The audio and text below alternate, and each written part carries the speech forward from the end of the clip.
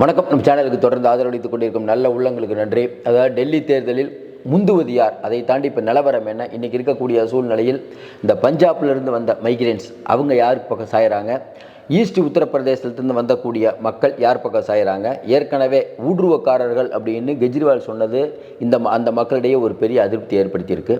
இந்த நேரத்தில் பார்த்திங்கன்னா ஏற்கனவே காங்கிரஸுக்கு பாரம்பரியமாக வாக்கு செலுத்தி கொண்டிருந்த பட்டியலின மக்கள், அதுக்கப்புறம் இஸ்லாமியர்கள் ஒரு 2-3 தேர்தலாக பார்த்தா அவங்க அப்படியே ஆம் ஆத்மிக்கு மாறிட்டாங்க. இது எதனால் நடந்தது? இன்றைக்கி இருக்கக்கூடிய சூழ்நிலையில் மிகவும் பொருளாதாரத்தில் பின்தங்கிய மக்களிடம் இந்த கெஜ்ரிவாலுக்கு இன்னும் செல்வாக்கு இருக்கிறதா? போன எம்பி தேர்தலில் கெஜ்ரிவால் பண்ண இமாலய தவறு காங்கிரஸோடு சேர்ந்தது. எந்த காங்கிரஸை அடிச்சுட்டு அவர் வந்தாரோ அதே காங்கிரஸோட கூட்டணி வைக்கிறார். அப்போ இது அங்கே இருக்கக்கூடிய வாக்காளரிடம் எந்த விதமான தாக்கத்தை ஏற்படுத்தும்? இன்னொன்று சேஷ் மகால், அவர் பெரிய லெவலில் வீடு கட்டிட்டார் அப்படிங்கிற பிரச்சாரம். இன்னொரு பக்கம் மோடி வீடு கட்டிட்டார். கொள்கைகளையோ நலத்திட்டங்களையோ பேசாமல் தனி மனித தாக்குதல் தான் டெல்லியில் நடந்துட்டு. காங்கிரஸ் ரொம்ப சைலண்ட்டாக இருக்குது, இன்னும் பெருசாக வேகமாக எந்திரிச்சு வரல. காங்கிரஸ் ஏன் சைலண்ட்டாக இருக்குது? காங்கிரஸ் ஒரு முடிவை எடுத்திருக்கிறதா சொல்கிறாங்க. அந்த முடிவு நல்ல முடிவாக வாக்காளர்கள் பொதுவாக இன்றைக்கி கடைசி கட்ட கருத்து கணிப்பில் வாக்காளர்கள் பெரும்பாலும் சொல்கிறது என்ன? இன்றைக்கி இருக்கக்கூடிய சூழ்நிலையில் ஆம் ஆத்மி 67-60 சீட்டு இப்படி பெரிய அளவுக்கு ஜெயிச்ச ஆம் ஆத்மிக்கு இன்றைக்கி சர்க்கிள் வருமா? நம்ம மோடி உச்சத்தில் இருக்கும்போதே டெல்லியில் எம்பி தேர்தலில் 7 ஜெயிக்கிறார். ஆனாலும் பார்த்தீங்கன்னா சட்டமன்ற தேர்தலில் கெஜ்ரிவால் தான். ஒருவர் 3 தடவையாக ஜெயித்து 4வது தடவையாக வந்துவிட்டால் அது காங்கிரஸுக்கு ஒரு பெரிய நெருக்கடி. பிஜேபியே வந்தாலும் வரட்டும் அப்படின்னு காங்கிரஸ் நினைக்கிறது மாதிரி தெரியுது. மக்கள் என்ன நினைக்கிறாங்க? அங்கே இருக்கக்கூடிய 9 இஸ்லாமிய தொகுதிகள், 12 பட்டியலின தொகுதிகள், வெளியிலிருந்து வந்தவங்க, இவங்க கொஞ்சம் டிசைட் பண்ணுறாங்க என்ன நடக்கிறது. இதை பற்றியான விரிவான ஒரு கட்டுரை, அதையும் சார்ந்த ஒரு கருத்து கணிப்பு நிறைய ஒரு 4-5 பேப்பரில் வந்துருச்சு, ஒரு 4-5 செய்தி சேனலில் வந்துருச்சு. எல்லாத்தையும் பார்க்கும்போது ஒரு விஷயம் நமக்கு புரியுது. அதை பற்றி தான் பேச போகிறோம். நம்ம சேனலுக்கு கொஞ்சம் சப்ஸ்கிரைப் பண்ணிடுங்க. நிறைய பேர் பசங்க சொல்கிறாங்க சப்ஸ்கிரைப் பண்ண சொல்லுங்கள். நிறைய பேர் சப்ஸ்கிரைப் பண்ணாமல் பார்க்குறாங்கன்ட்டு சப்ஸ்கிரைப் பண்ணி கொஞ்சம் ஊக்கம் கொடுங்க. இன்றைக்கி இருக்கக்கூடிய நிலைமையில் டெல்லியில் மிக மிக முக்கியமான விஷயம், ஆம் ஆத்மிக்கு போடக்கூடிய வாக்காளர்கள் இஸ்லாமியர்கள், பட்டியலின மக்கள். இந்த இஸ்லாமியர்கள், பட்டியலின மக்கள், அதுவும் குறிப்பாக இஸ்லாமியர்களை இன்றைக்கி ஆம் ஆத்மி கைவிட்டுருச்சு. கைவிட்டதுக்கு காரணம் என்ன? எப்படி இருந்தாலும் நம்மகிட்ட தான் ஓட்டு போடுவாங்க. ஏன்? எப்படியும் பிஜேபியா ஆம் ஆத்மியா நம்ம காங்கிரஸ் 3 பேர் நிற்கும்போது அவங்க காங்கிரஸுக்கு தான் போட விருப்பம். ஆனால் காங்கிரஸ் வலிமை இல்லை. இன்றைக்கும் 54% வாக்குகளோடு ஆம் ஆத்மி ஃபஸ்ட் இடத்துல இருக்குது. 30% வாக்குகளுடன் பிஜேபி 2வது இடத்துல இருக்குது. காங்கிரஸ் காணும். அவர் காங்கிரஸுக்கு போடுற வாக்குகள் வீண். அப்போ நம்ம ஏன் காங்கிரஸுக்கு போகணுன்னு ஆம் ஆத்மிக்கு போட்டுருவாங்க. அதனால் நம்ம சாஃப்ட் இந்துத்துவாவை பயன்படுத்துவோன்னு அவர் இந்துத்துவாவை தூக்கி பிடிக்கிறார். ஆரம்பத்திலேருந்தே பார்த்தீங்கன்னா கெஜ்ரிவால் அப்படிங்கிற ஒரு மனிதர், அவரும் ஒரு சங்கி தான். நம்ம தொடர்ந்து சொல்லுவோம் அவர் ஒரு சங்கி, அதில் மாற்று கருத்தே இல்லை. உண்மையான சங்கி இருக்காங்கள்ல, அவங்கள கூட நம்பிடலாம். இந்த சாஃப்ட் சங்கியை நம்பக்கூடாது. ஏன்னா இவங்க கொஞ்சம் எப்படி சொல்கிறது, சில்மிஷ வேலையெல்லாம் ஈடுபடுவாங்க. 370 சட்டப்பிரிவை எல்லாமே எதுக்கும்போது ஐயா நம்ம இவர் ஆதரவு தெரிவித்தவர் தான் கெஜ்ரிவால். அதுக்கப்புறம் பார்த்திங்கன்னா அனுமாரை பற்றி பெருமையாக பேசுகிறது, கடவுளை பெருமையாக பேசுகிறது, இதெல்லாம் பண்ணுவார். இப்போ கூட பார்த்திங்கன்னா பூசாரிகளுக்கும் இவங்களுக்கும் 18,000 ரூபா மாதம் கொடுக்குறேன்னு இருக்கார். பிஜேபி இந்துத்துவாவை கையில் எடுக்கும்போது அதை அடிக்கிறதுக்கு இவர் கையில் அடிக்கிறார். அதற்காக இஸ்லாமியர்களை பகைச்சிக்கிறாருன்னு உண்மையில் இஸ்லாமியர்கள் என்ன நினைப்பாங்க? குருக்களுக்கு மட்டும் கொடுத்துட்டு இஸ்லாமியர்களுக்கு கொடுக்கலனா ஏன்னா எப்படி நமக்கு தான் ஓட்டு போடுவாங்கன்னு.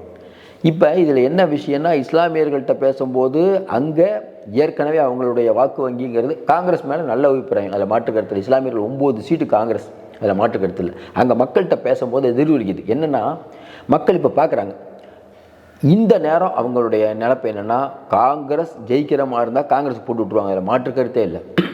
ஆனால் இப்போ காங்கிரஸ் இன்றைக்கி இருக்கக்கூடிய நிலைமையில் ராகுல் காந்தி, பிரியங்கா காந்தி இன்னும் பிரச்சாரத்துக்கு வரலை.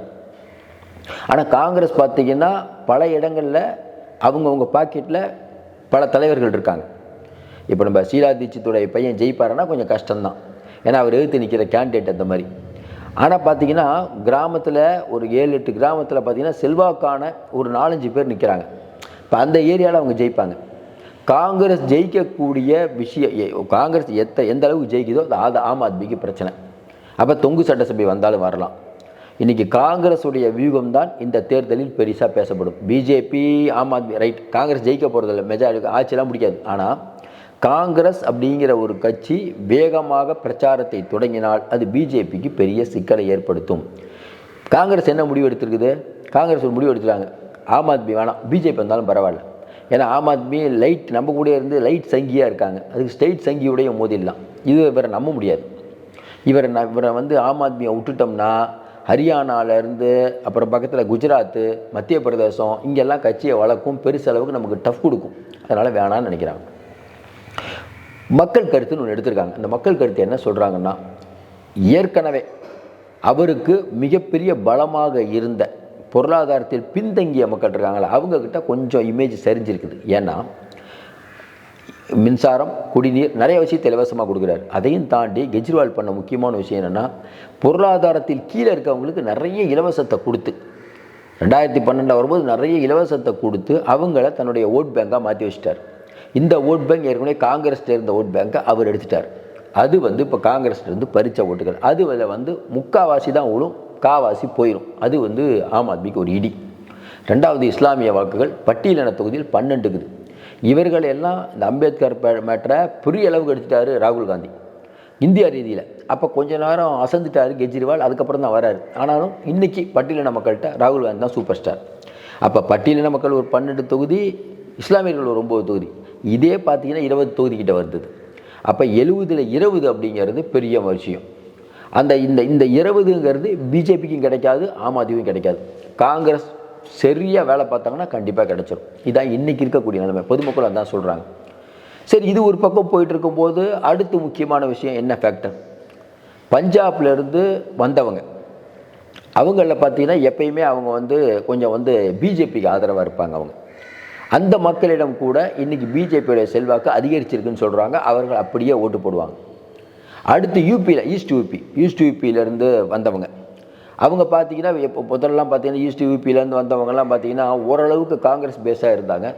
இப்போ அவங்க ஆம் ஆத்மி ஆகிட்டாங்க. டோட்டலாக எல்லாருக்கும் ஒரு சந்தேகம், என்னங்க ஆம் ஆத்மி காங்கிரஸ் என்னங்க ஆச்சு? ஒரு காலத்தில் வந்து ஷீலா தீட்சித் காலத்தில் காங்கிரஸ் எங்கேயோ இருந்தது, ஒன்றும் இல்லை. காங்கிரஸில் இருக்கவங்க பெரும்பாலும் எல்லாமே ஆம் ஆத்மிக்கு வந்துட்டாங்க. அப்போ இன்றைக்கி ஆம் ஆத்மிங்கிற ஒரு கட்சி, ஊழலுக்கு எதிரான ஒரு கட்சி வரும்போது காங்கிரஸில் இருக்கக்கூடிய முக்கியமான தலைவர்கள் வந்ததுனால ஆம் ஆத்மி பலம் பெற்றுச்சு. இன்றைக்கி என்ன ஆம் ஆத்மியில் பிரச்சனை அப்படின்னு பார்த்தீங்கன்னா, அங்கே இருக்கக்கூடிய 2-3 முக்கியமானவங்க இந்த பக்கம் வந்துட்டாங்க பிஜேபி. அவங்களுக்கு தெரியும் என்ன நடந்திருக்குன்னு தெரியும்.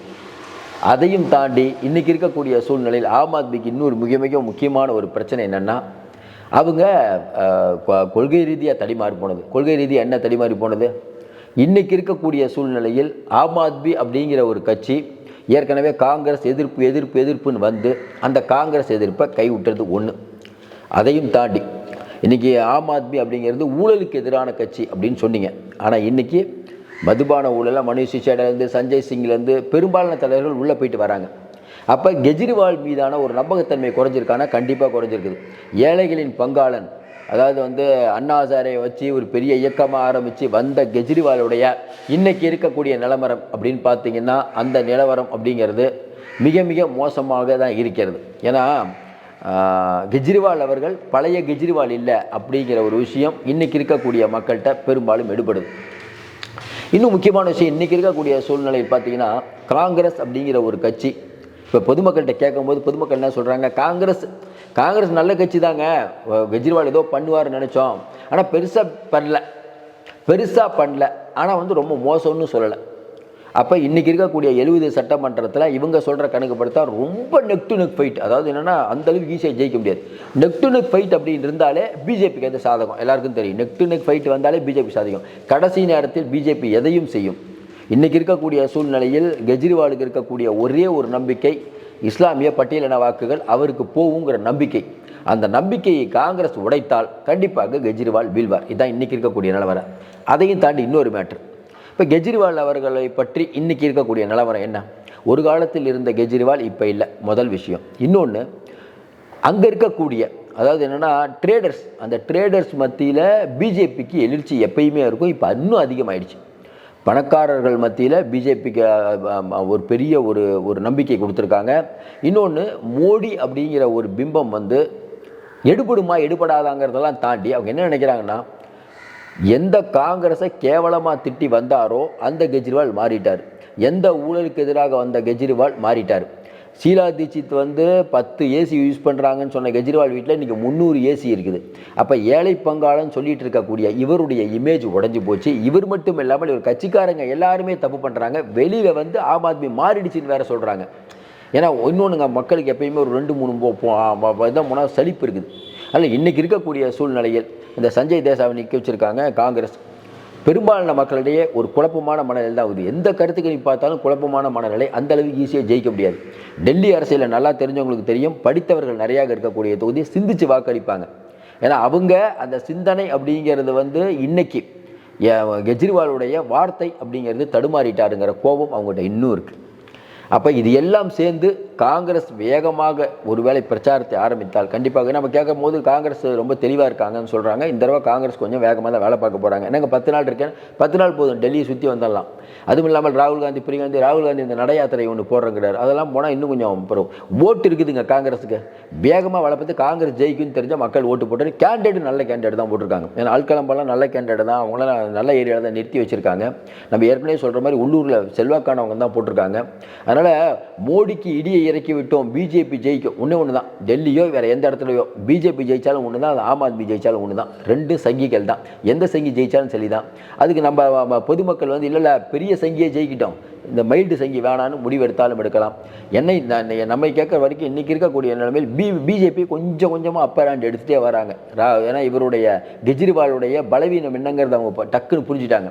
இவருடைய பலவீனம் பொருளாதாரத்தில் கீழ்த்தங்கி இருக்கக்கூடிய மக்கள். அவங்ககிட்ட எதை வச்சு அடிக்கணும் பாருங்க, அவர் ரொம்ப சம்பாதிச்சிட்டாரு, சாதாரணமாக வந்தார், அந்த வாதம் எடுபடுமானா ஓரளவுக்கு எடுபடுற மாதிரி தான் தெரியுது. பொறுத்திருந்து பார்ப்போம். மீண்டும் சந்திப்போம். நன்றி, வணக்கம்.